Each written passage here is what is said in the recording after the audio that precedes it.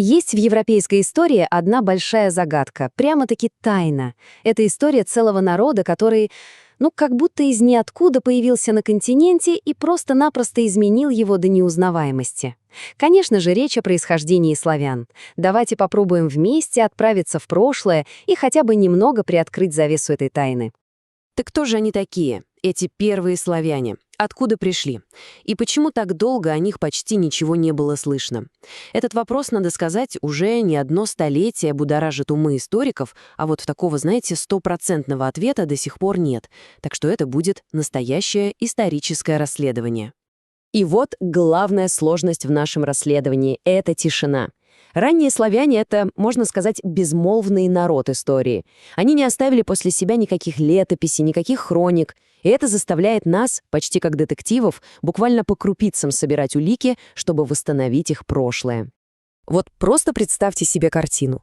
Веками, буквально веками, римские, греческие историки пишут свои хроники, описывают десятки народов, а вот о славянах — тишина, почти ничего. И тут, бац, 6 век нашей эры. Они не просто появляются, они буквально врываются на историческую арену. Огромная масса людей, которая стремительно, прямо на глазах, меняет всю карту Европы. Для византийских летописцев это был настоящий шок. Они просто не понимали, что происходит. Чтобы понять, как такое вообще могло произойти, нужно посмотреть, а что было до них. Восточная Европа того времени — это, скажем так, не самое спокойное место. Это был такой бурлящий котел народов, где все постоянно менялось — и границы, и правители, и правила игры. Давайте посмотрим на эту хронологию.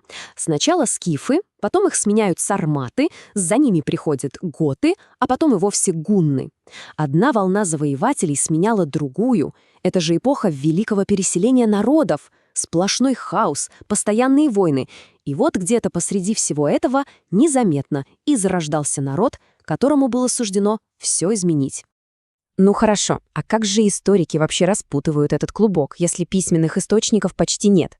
У них, конечно, есть свои инструменты, свои особые методы, которые помогают, как в мозаике, сложить картину прошлого из мельчайших деталей. Во-первых, это, конечно, археология. Обычные глиняные черепки, остатки каких-то простых жилищ, нехитрые украшения — все это для ученого бесценные улики. Вот, например, есть такой тип очень простой керамики, без всяких узоров, ее называют пражско-корчагской. Так вот, именно по ней археологи отслеживают, как и куда расселялись самые первые славяне. Инструмент номер 2 — лингвистика. Язык — это ведь как ДНК народа.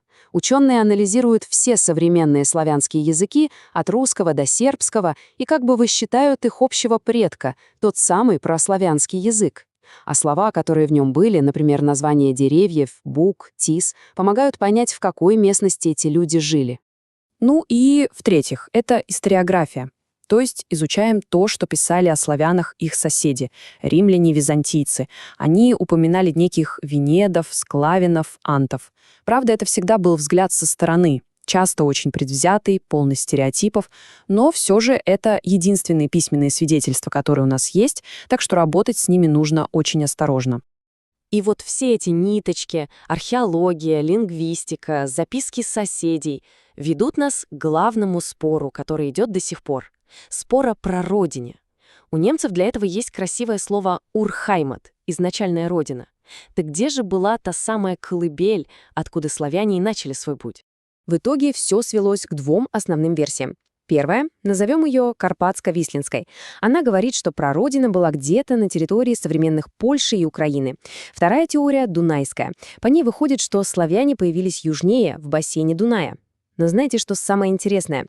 Зачастую сторонники обоих теорий смотрят на одни и те же черепки, на одни и те же языковые корни, а выводы делают совершенно разные.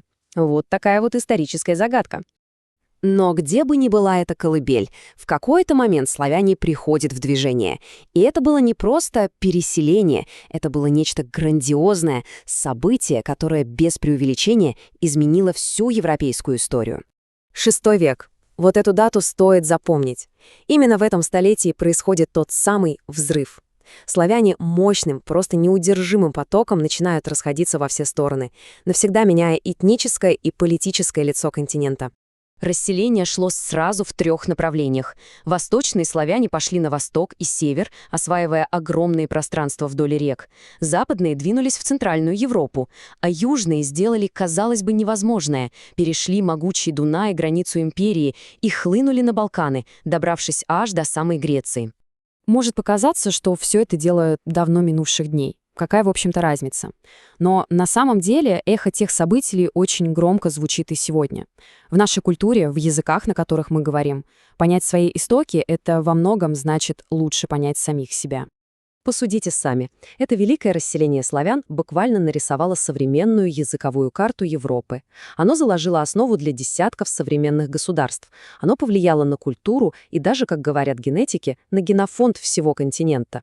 И по сей день история происхождения — это важная часть самосознания многих народов. Есть очень точная мысль. Чтобы понять народ, нужно понять его начало, каким бы туманным оно ни было. Так что изучение происхождения славян — это не просто какой-то урок истории, это попытка заглянуть в самые корни, в наше общее прошлое. И все это в конечном счете приводит к одному большому вопросу. Какая часть нашей сегодняшней идентичности, нашего языка, нашей культуры, может даже нашего характера, на самом деле родом оттуда, из того далекого и полного тайн прошлого? Это определенно повод для размышлений.